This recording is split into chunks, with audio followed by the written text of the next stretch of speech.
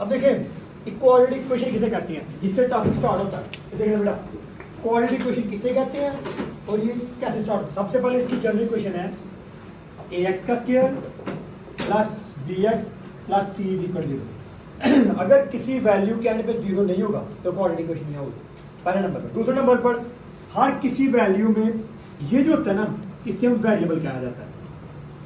ये ऊपर जो होती है इसे पावर कहा जाता है। अब ये शुरू जो होता है इसको हम कोफिशिएंट कहते हैं।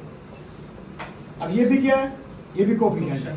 ये क्या है, वेरिएबल। ये क्या है, कांस्टेंट।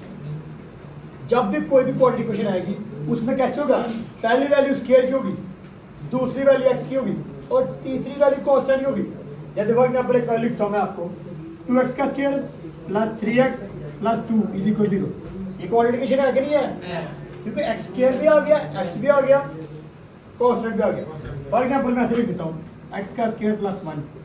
अभी स्टैंडर्ड फॉर्म है नहीं है, क्यों नहीं है, क्योंकि इसमें x नहीं है, स्क्वायर है, x नहीं है।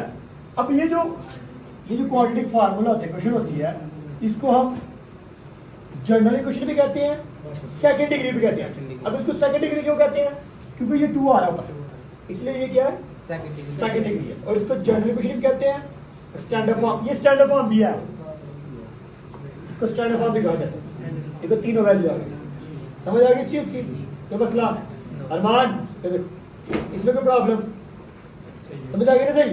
अब आगे चलते हैं क्वेश्चन पर।